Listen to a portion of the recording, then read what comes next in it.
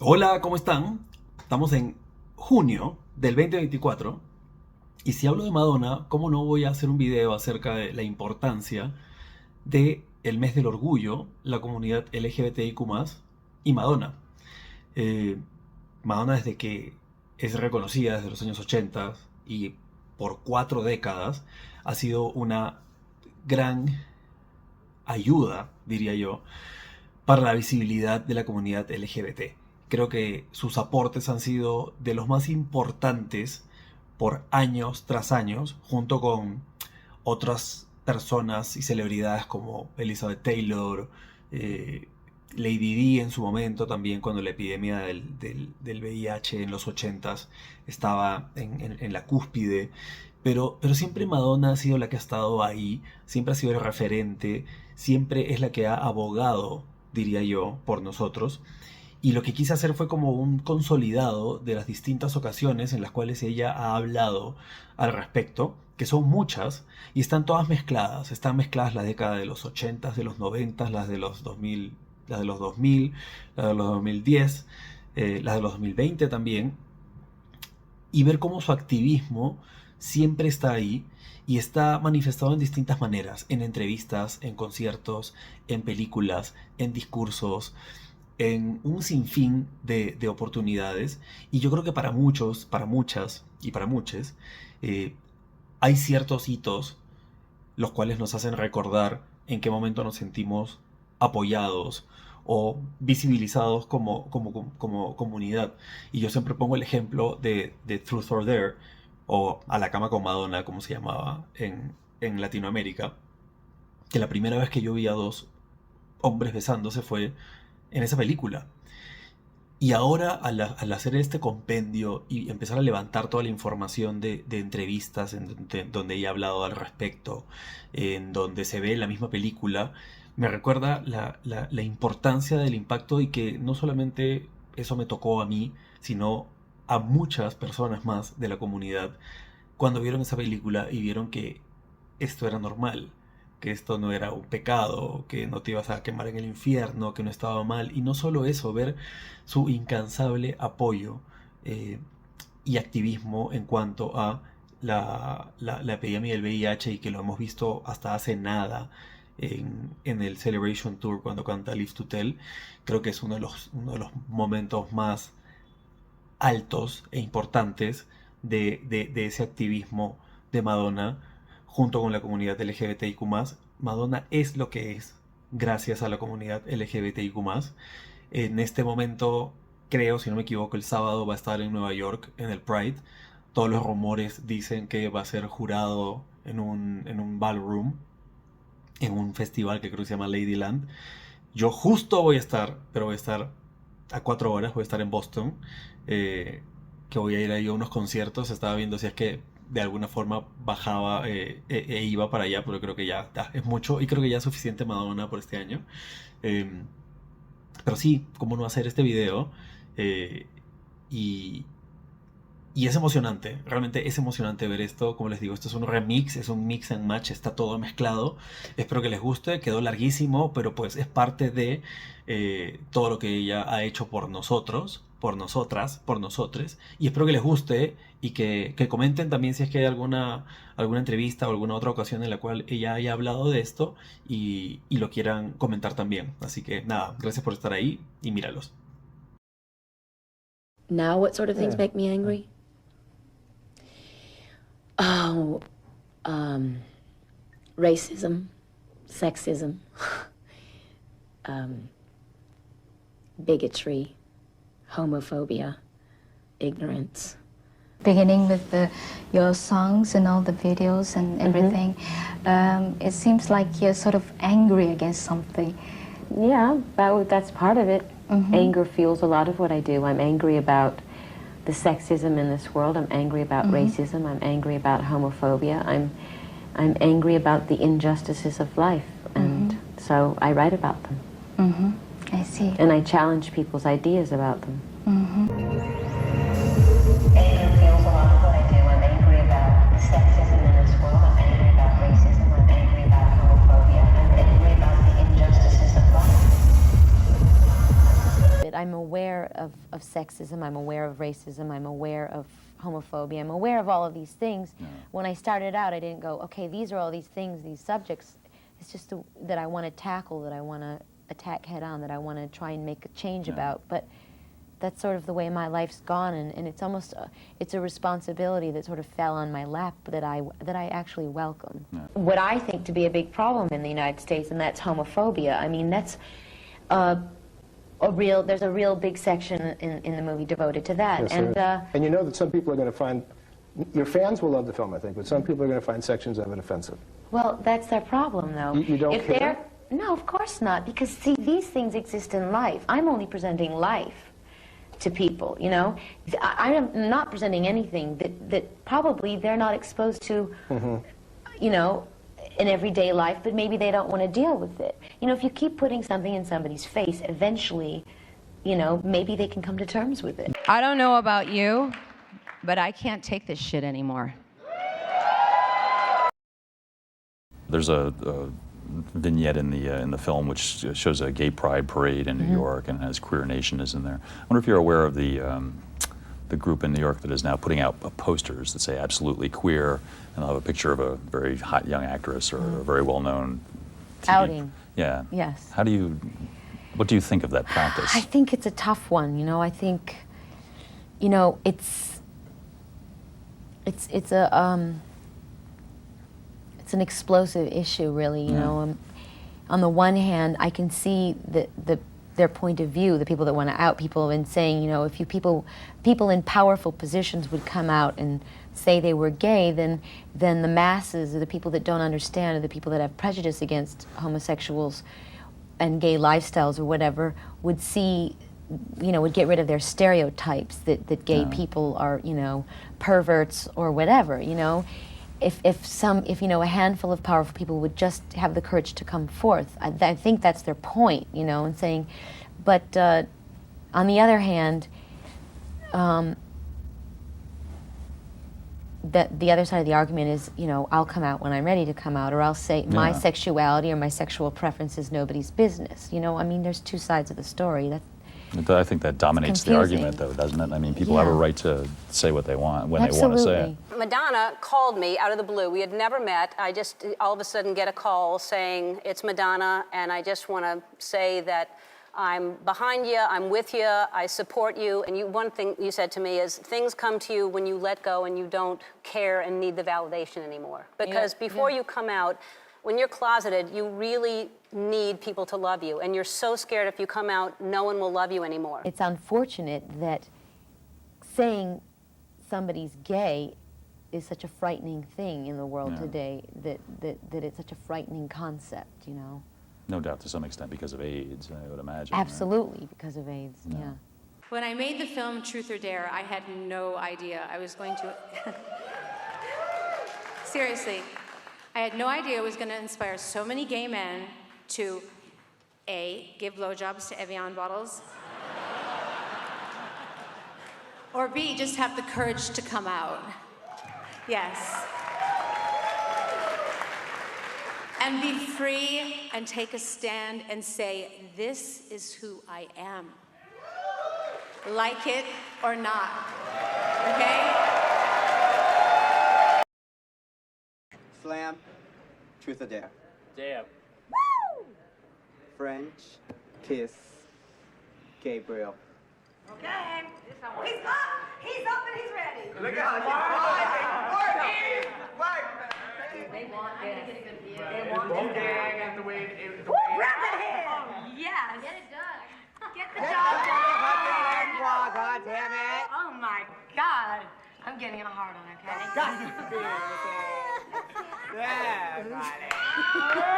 In the movie, there are so many homosexual men and some, I didn't notice, or maybe lesbians. But in Japan, we are not really open to this subject. To homosexuality? We kind of hide to it. That's too bad. Why? Why? Well, not why, but do you Well, I saw in this film two guys kissing, French kissing. Yeah. And if you are in that place, in that situation, would you do it with a girl? Of course. If someone dared me to kiss a girl and I was playing Truth or Dare, I would kiss her, yes. Yes? Yes. But listen, don't think that there aren't plenty of boys kissing each other in Japan. I hope you don't think that. No. Or girls, for that matter. Okay. Have you ever kissed a girl? Well, to tell you the truth, no. Oh. Well, okay. Well, maybe on the cheek, yes. No. I mean, you know, French kiss. Why not? Well, it's kind of difficult. Really? Yes. Why? Well, why? Because I never felt Attracted to a woman. attracted to women. That's a good reason not to kiss them.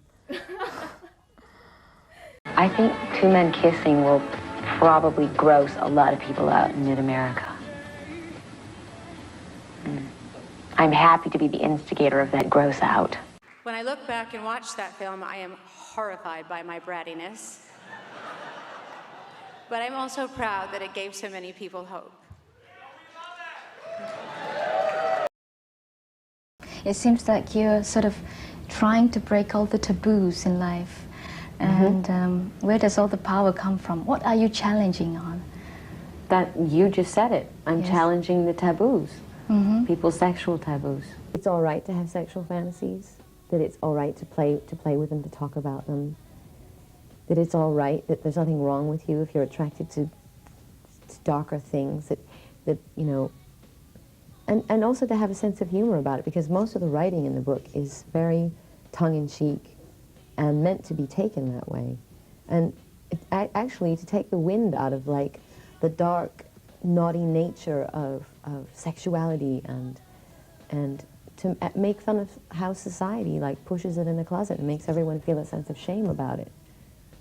So, and the fact that everyone reacted that way with a sense of shame was precisely the point that I was trying to make, you know, about society and how we need to change. But, you know, if we're going to have censorship, let's not be hypocrites about this. Let's not have double standards, you know? I mean, why is it okay for 10-year-olds to see, you know, someone's body being ripped to shreds or Sam Kinison spitting on Jessica Hahn? Why are we going to deal with these issues? Why is that okay? Why do parents not have a problem with that? But why do they have a problem with two adults, you know, two consenting adults displaying affection for each other, regardless of their sex?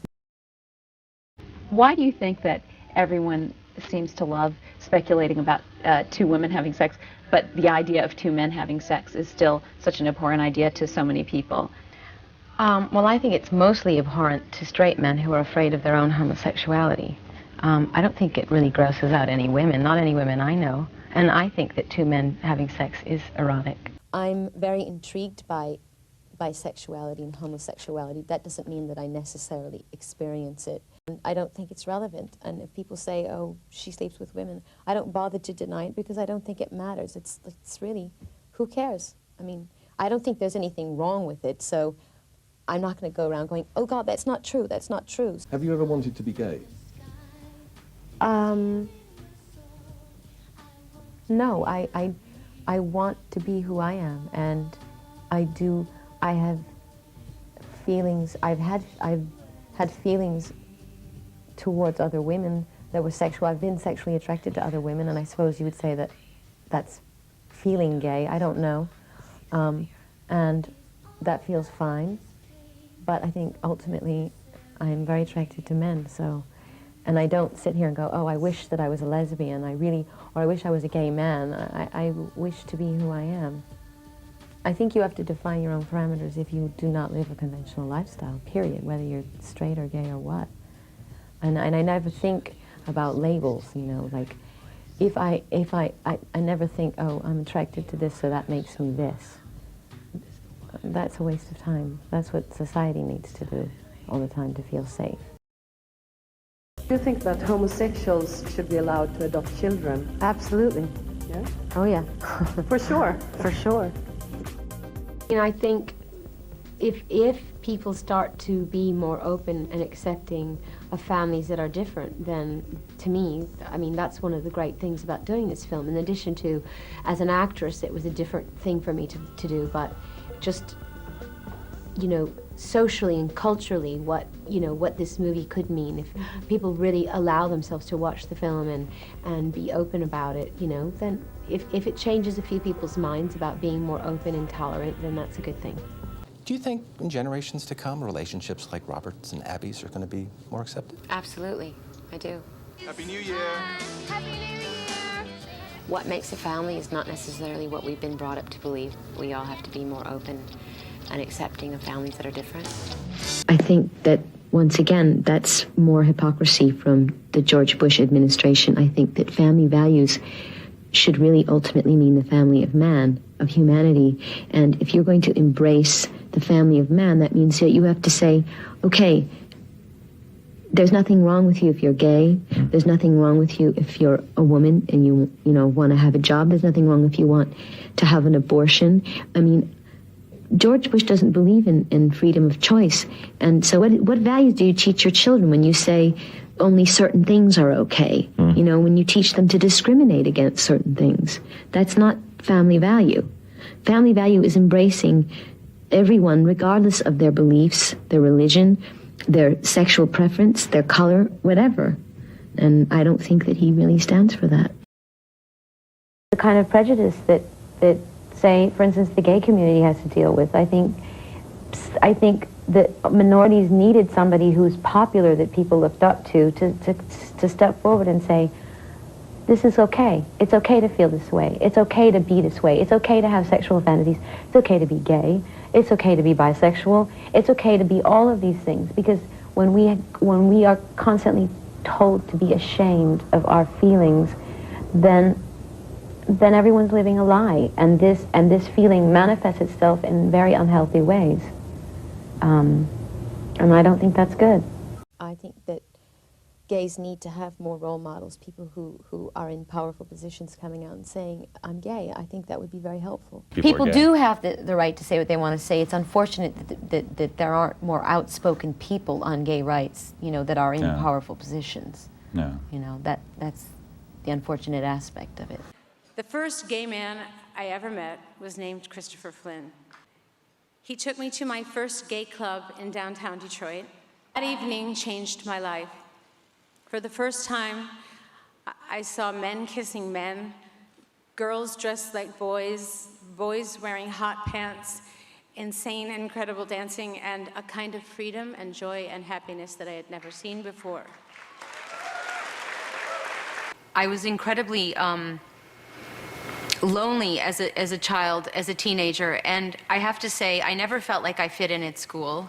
I wasn't a jock, I wasn't an intellectual, there was no group that I felt a part of. I just felt like a weirdo, and it wasn't until my ballet teacher, who was also gay, took me under his wing and introduced me to a community of artists, of other unique individuals who told me that it was good and okay to be different, who brought me to my first gay disco and ironically made me feel like I was a part of the world and that it was okay to be different. Christopher Flynn is responsible for teaching me. Chris Flynn, who introduced Madonna at this fundraising dance-a-thon for the AIDS Project of LA, is an AIDS victim himself. He's also the first dance teacher Madonna ever had, and still a very close friend. You will understand the depth of my faith in her when I tell you that she was among the first persons I turned to when I was diagnosed. She understands, she cares, and like you, she knows that being here makes all the difference. You know, he's thanking me for being here, but I have to say thank you to him because he's the man responsible for encouraging me to go after my dreams, to go to New York, to, I don't know. He taught me, I went to my first dance class with him. He's a great guy. As your oldest living disco partner, I claim the first dance.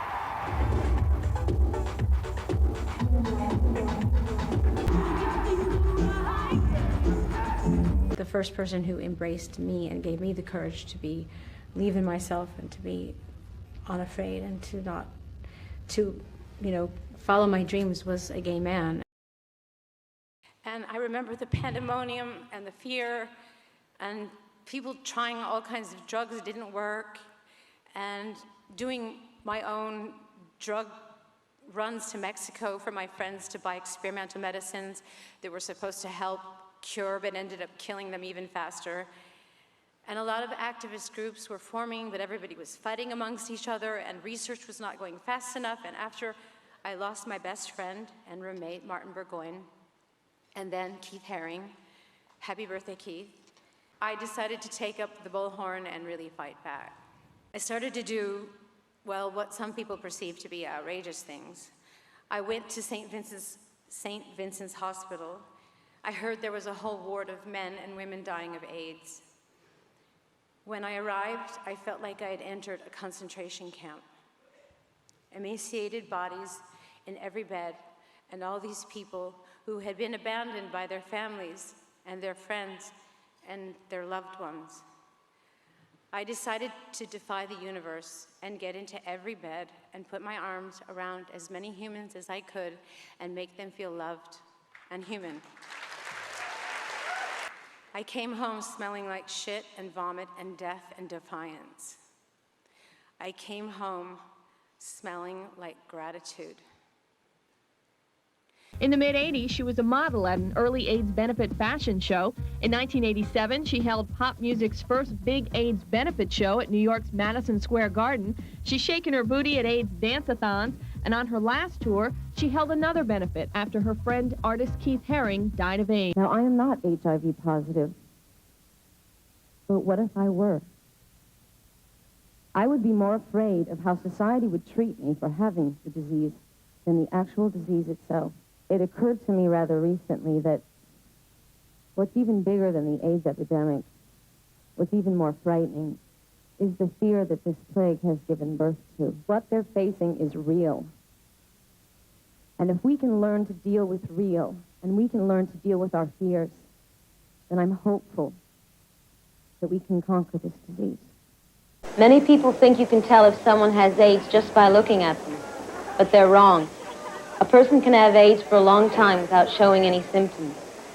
So protect yourself. Not having sex is one way to avoid AIDS. Staying away from people who shoot drugs is another. If you do have sex, use a condom. It may be the most important thing you ever do, because what you see may not be what you get. Help protect yourself against AIDS. Gala benefit was held for AIDS Project Los Angeles. The celebrities came out in full force. The one person who really turned heads from the moment she arrived was none other than Madonna.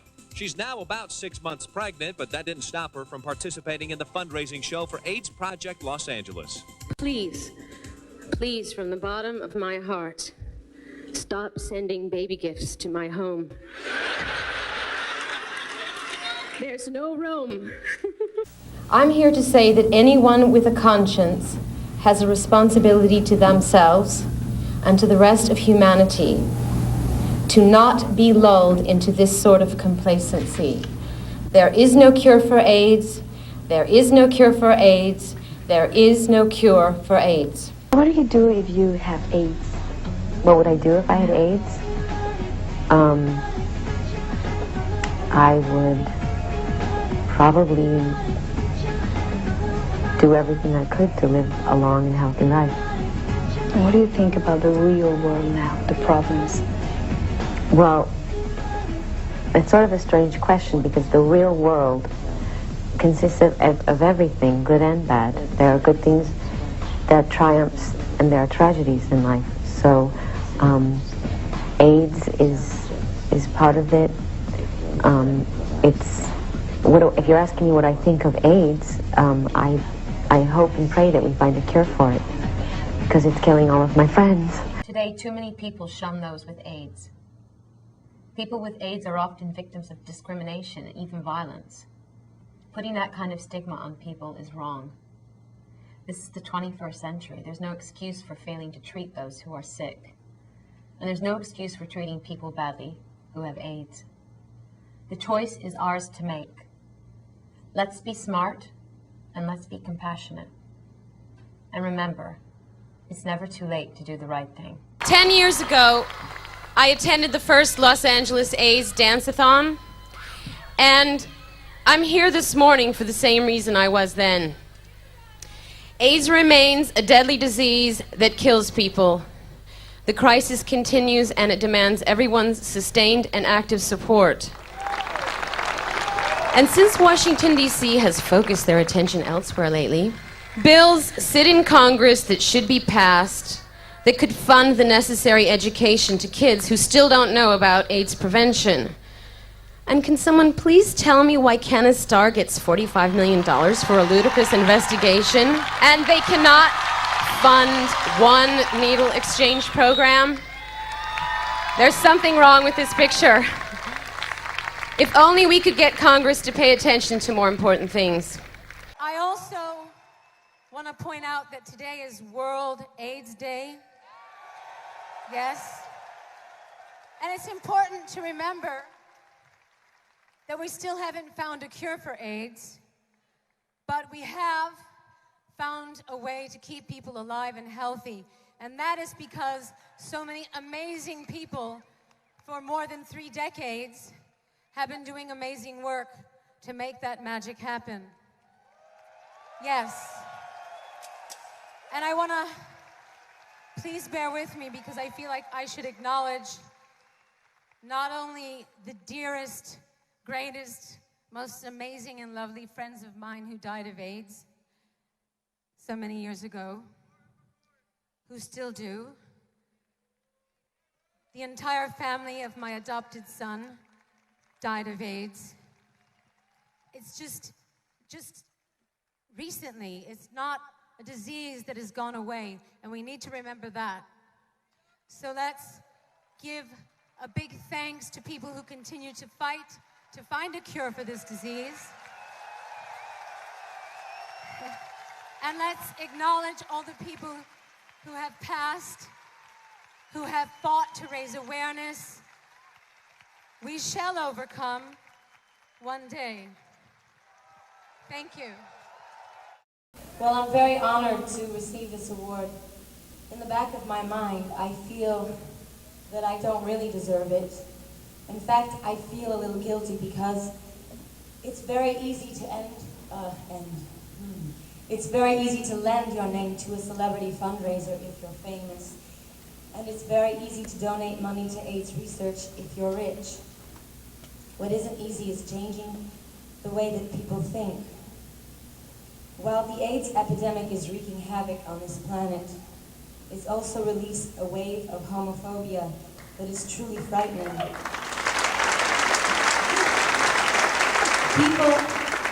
People have begun to feel justified in their prejudices and their discriminations against the gay community and people with AIDS.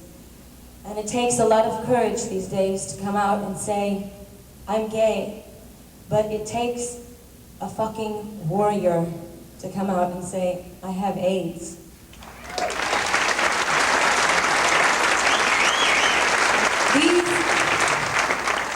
These are the people that deserve awards so much more than me.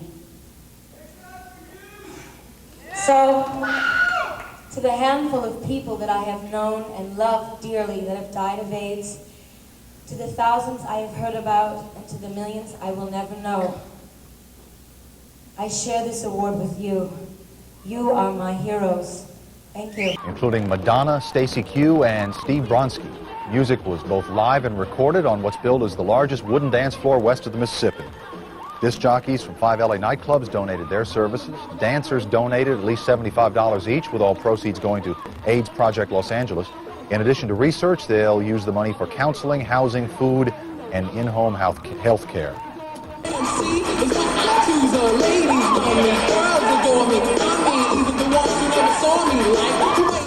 And Madonna was dancing enough for 5 people. The dance-a-thon is expected to raise several $100,000, and organizers say the money will go towards programs that help support people suffering from AIDS.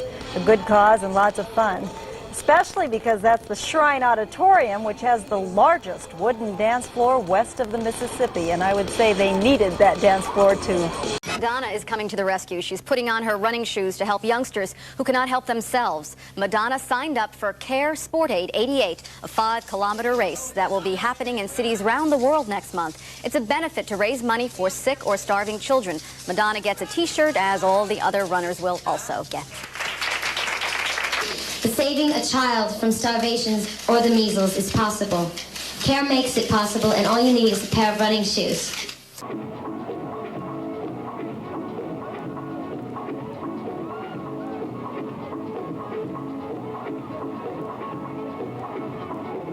I think it's really pathetic because it's not headline news anymore, and I think a lot of people think it's just gone away, but it hasn't.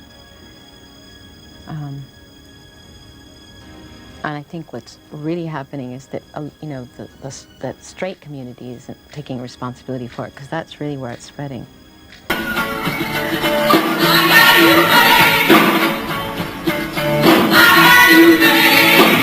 Madonna and friends helped raise almost $200,000 at an AIDS fundraiser in Los Angeles. My history with AMPAR goes so far back.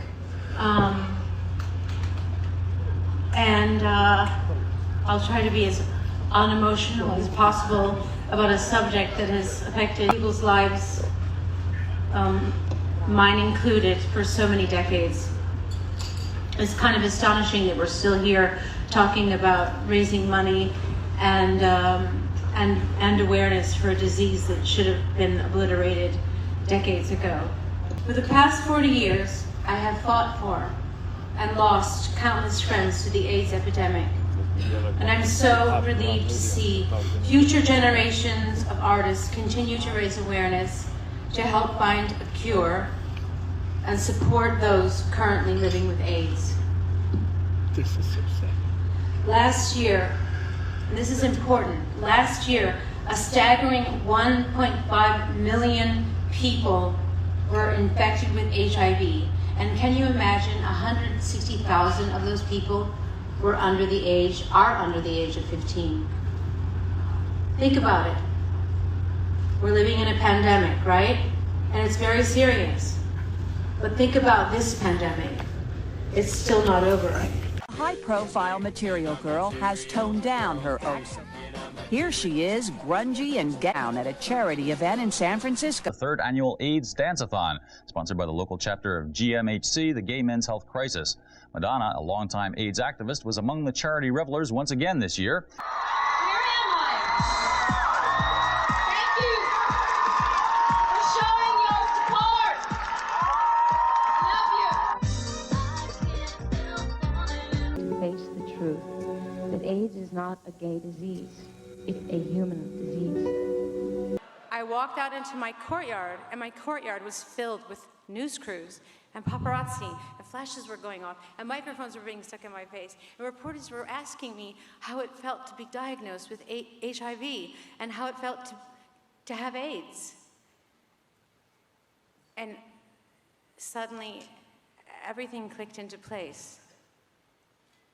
I realized then and there that if you are going to stick your neck out and fight for the rights of people who are feared or misunderstood or different, you better be ready for the lies, the bullying, the bullshit, the gossip, the hatred, and the abuse.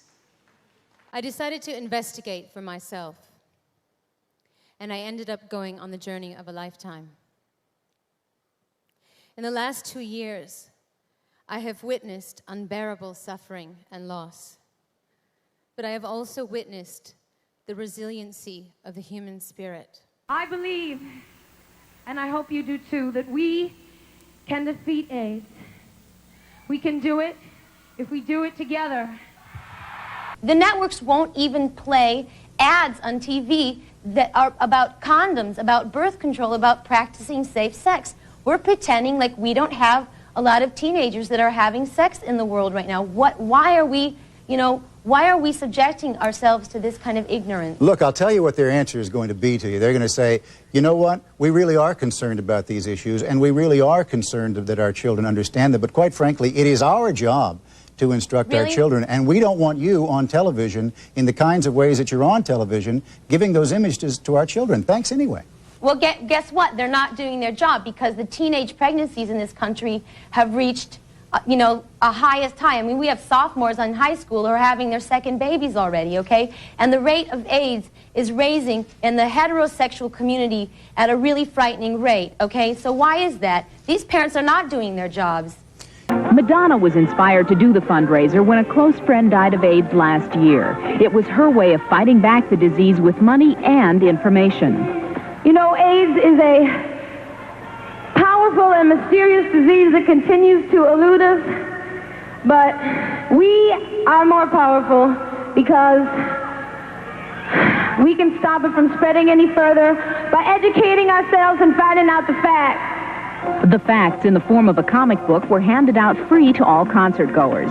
I would also like to thank AMFAR for all the amazing work that they've done over the last few decades. It's true what Sharon says.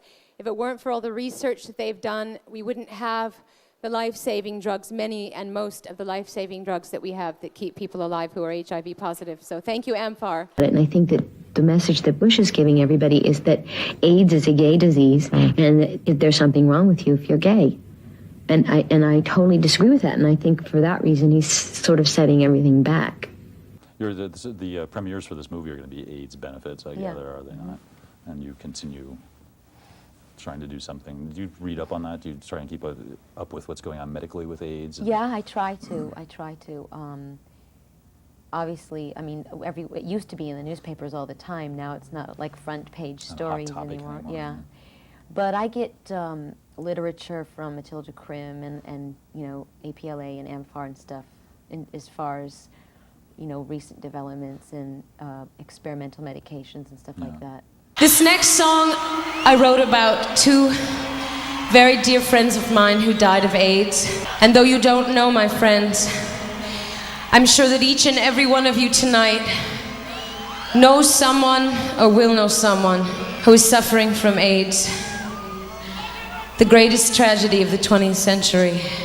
For all of you out there who understand what I'm talking about, don't give up.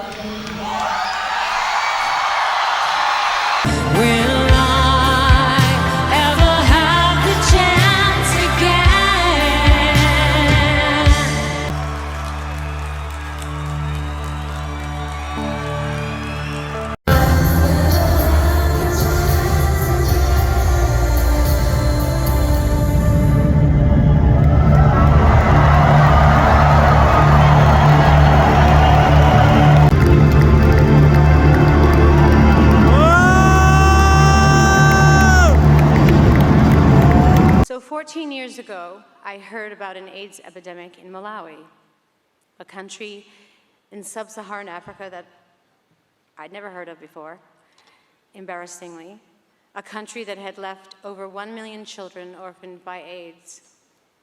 I decided to go there and see what I could do, and it was like history repeating itself.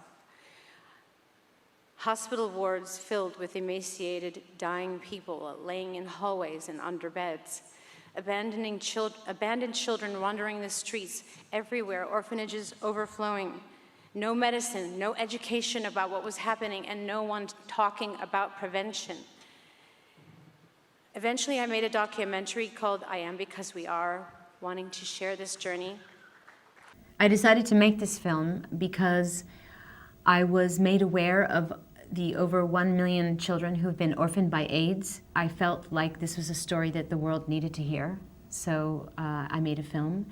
And this film takes you on intimate personal journeys with people whose lives have been touched by the AIDS epidemic, children who've lost their parents, parents who've lost children, families that have been devastated, an entire generation of adults that has been wiped out because of this disease. People always ask me why I chose Malawi, and I tell them, I didn't. It chose me. Appearance in Los Angeles recently when she turned out to take part in a charity dance marathon to benefit AIDS victims, one of whom was a longtime personal friend. I'm really here for two reasons. Number one is because I really believe in AIDS Project LA and the services that they have provided for people with AIDS and in the Los Angeles community, and for the prevention education that they support. Algunas personas piensan que el amor los protege de SIDA. Están mal. Amor no los condena sí. ¿Entiendes?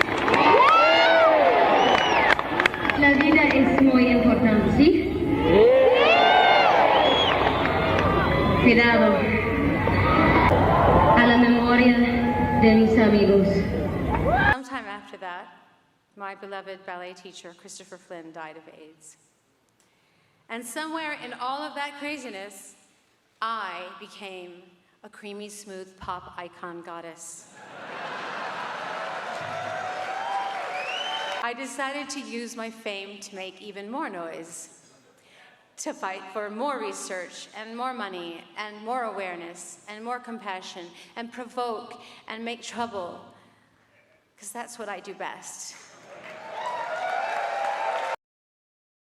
I am incredibly disturbed and saddened by the overwhelming number of teen suicides that have been reported lately because of bullying. I mean, suicide in general is disturbing. Teenagers committing suicide is extremely disturbing, but to hear that teenagers are taking their lives because they're being bullied in schools and dormitories, what have you, is kind of unfathomable. And I know a number of people have already spoken out about it, but I feel like I need to say something. The gay community has been incredibly supportive of me. I wouldn't have a career if it weren't for the gay community. So and I can't imagine young kids today going through their adolescent years not having somebody that they can talk to, somebody that they can have an affinity with, that tells them and reassures them that it's okay to be who they are. What do you say to your children, Madonna? What do you talk to them about? You said you're starting to have these conversations. When you talk about bullying, what do you say? Well, for instance, my daughter came to me the other day, and we've been talking about this a lot, and she was talking about some kid in her school who was basically making rude remarks about other kids being gay, or everybody wearing purple to school, for instance. And I think she was very disturbed about this. And so we had an open and frank discussion with my 14-year-old and my 10-year-old about people's prejudices and where they come from. Because usually when people are bullying somebody, they're afraid of something. They're afraid of the unknown. They're afraid of something that's unfamiliar to them. Or they've been bullied themselves, because let's face it, if you've been bullied as a child, it's going to come natural for you to bully somebody. It just perpetuates. Right. So we talk a lot about the importance of not judging people who are different, not judging people who don't fit into our, accepted view of what's cool and what isn't, and really just think about it across the board. The concept that we are torturing teenagers because they're gay, it's kind of, like I said earlier, it's unfathomable. It's like lynching black people, or Hitler exterminating Jews. I mean, sorry if I sound like I'm going on a rampage right now, but this is America. We're the land of the free and the home of the brave. Nobody knows me. Nobody knows me. Don't watch a social disease. When I think about young kids today in America who are being bullied and tortured, who are taking their own lives because they feel alone and judged, outcasts and misunderstood, I want to sit down and cry a river of tears. 7 of those kids were featured in this video that I showed you. I have teenagers of my own now, and the idea of them or any young person experiencing that kind of pain is unfathomable to me. It's an atrocity to me. I don't accept it. Even still today, there's a large number of LGBTQ youth who attempt suicide. Yeah. A high murder rate, especially for trans women. Yeah. There's still a lot of work to do, isn't there? Oh my God, yeah. The fight is not over. That's why we're here. That's why we're talking. That's why I'm here. That's why this award means something to me. It's not trivial. It's not superficial. It's not a one-off. It's my life, and it's a fight for my life.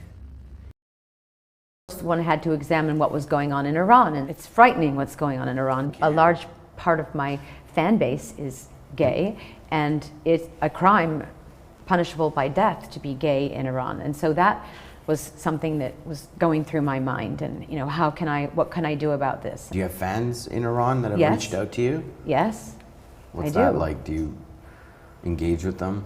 I don't engage with them personally, but I read what they have to say, Yeah. and you know, I read what a lot of my fans who are being put in prison for being gay, not just in Iran but around the world.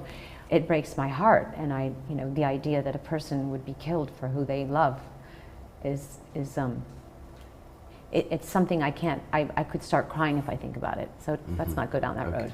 It's no crazier than an Iranian gay man being hanged for falling in love with a man. I am here to say that the gay community and gay people here and all around the world have the same rights. The same rights to be treated with dignity, with respect, with tolerance, with compassion, with love. Yes? Are you with me? If you're with me, I want to see your big armband. If you're with me, raise your arm and show your love and appreciation for the gay community. Are you with me? Are you with me? I said, are you motherfucking with me? Thank you. It's a different kind of Russia, but it's not. It's a scary right, kind it's of a scary Russia. It's continuingly And scary. did the government or authorities in Russia engage with you, or are they I believe I harassing or- received a death threat, and then I went to St. Petersburg, and I was told that if anyone showed any outward signs of being gay at my concert, that they would be arrested. And these were police in St. Petersburg? Yes, and statements in the press, and I was told... Did you go on the offense? Did you? I went on stage and I spoke in defense of the gay community, and I spoke against the government for this absurd law or reaction or kind of discrimination, and I was told that there were 87 arrests made that evening, and I was also sued for $1 million for making that statement. 87 arrests at the Yeah. concert. Or people coming into the concert like, that you know, milling evening, in about, or yeah, around. in and around. Mhm. To jail for being. Yeah. That's insane. Yeah, so, And you were sued $1 million. yeah, yes. And if this newly religious government in St. Petersburg sat down with the 85 men who were arrested before and after my show for being openly gay and asked them about their hopes and dreams for the future, really listened to them, would they be in jail right now? Would I have received death threats? Would I be fighting a lawsuit for $1 million for openly supporting the gay community in Russia?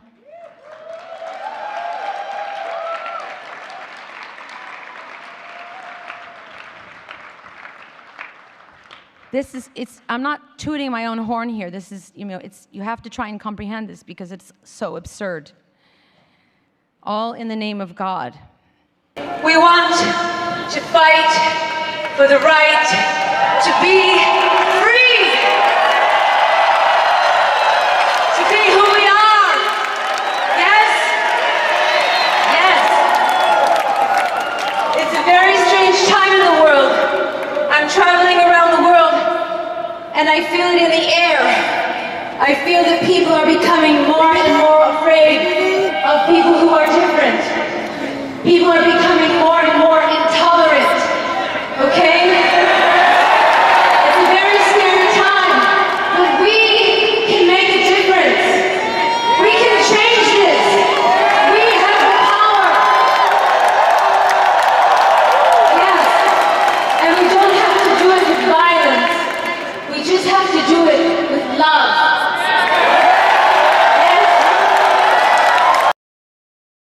And when I moved to New York, it was the gay community that embraced everything that I did and embraced the concept and idea of a strong, independent female, which I didn't really experience when I was growing up. So we kind of just forged a bond in a way, and I felt compelled to come to the rescue of the LGBTQ community back in the very beginning because they were always there for me. She has one group of fans in the audience she can always count on. Well, the gay community has always been incredibly supportive of me from the very, very beginning, and I'm very grateful for that, and have stuck by me through thick and thin. You have this huge gay following, don't you? And I am very grateful for that. The question is, why do you think that the gays particularly love you? Because, I mean, maybe I'm a gay man trapped in a woman's body. Gay men are historically very attracted to strong women. It was the gay community that embraced me and gave me life and the courage to be me. Madonna spent Thursday giving back to the homeless LGBT youth at a New York City shelter. She Instagrammed this sweet group shot captioned, "Because everyone deserves to be loved and everyone deserves a home." I will always stand for the gays, always.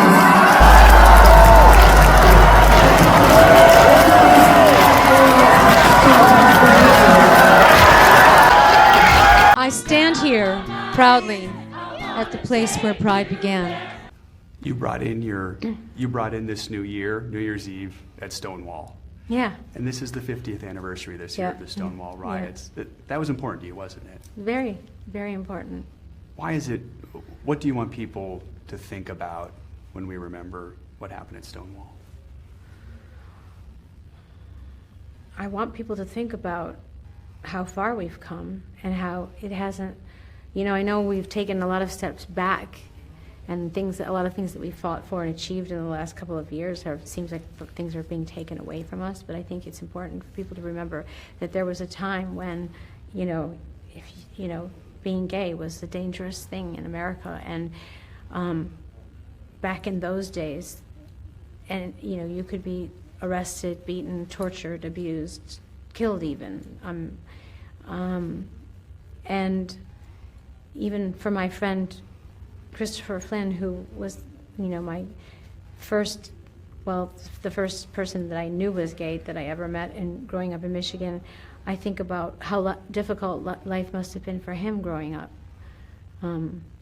to have to hide everything and to not be who you are and to fear for your life and to be bullied it's important for me, that people recognize how far we've come and how lucky we are that we can even have this conversation and speak openly and express ourselves and have this award ceremony and have received this award and be an advocate for change. And as crazy as it is, as things seem to be in our country right now, we still have a lot of freedom, and we should never take that for granted. This song is really about feeling responsible and or connected to all marginalized people who have been discriminated against in any way, shape, or form, all people who have been forgotten by society, who don't have a voice. It's the 50th anniversary of Gay Pride. Since I moved to New York, been standing next to and fighting with the LGBTQ community, and so it's really important to me. I feel like I Rise is also, I would like it to be the anthem of Gay Pride. Yes,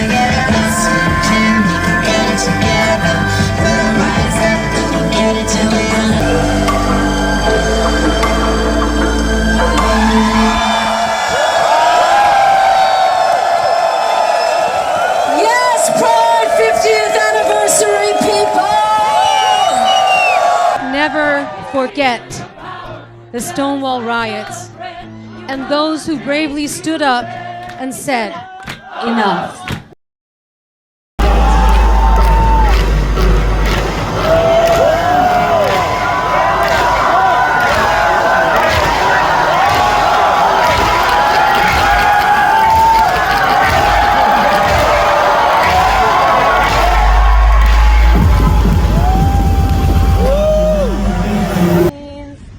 I hear you.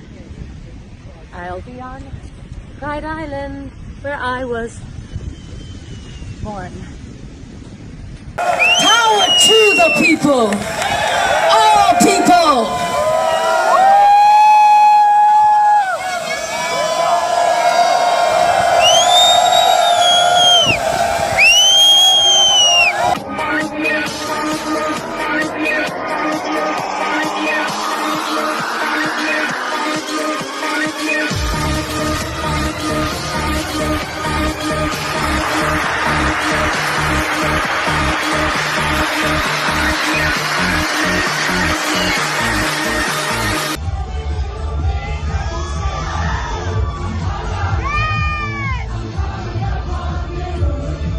Not only is New York City the best place in the world because of the queer people here, because let me tell you something, if you can make it here, then you must be queer.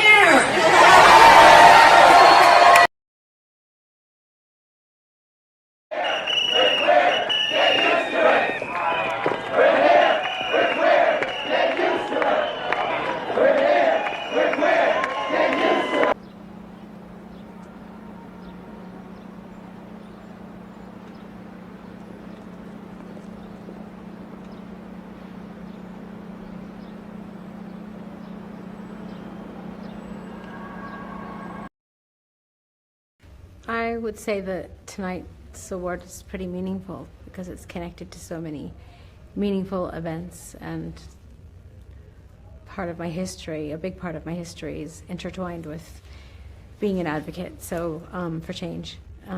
So it meant a lot to me because it's not superficial, and yeah.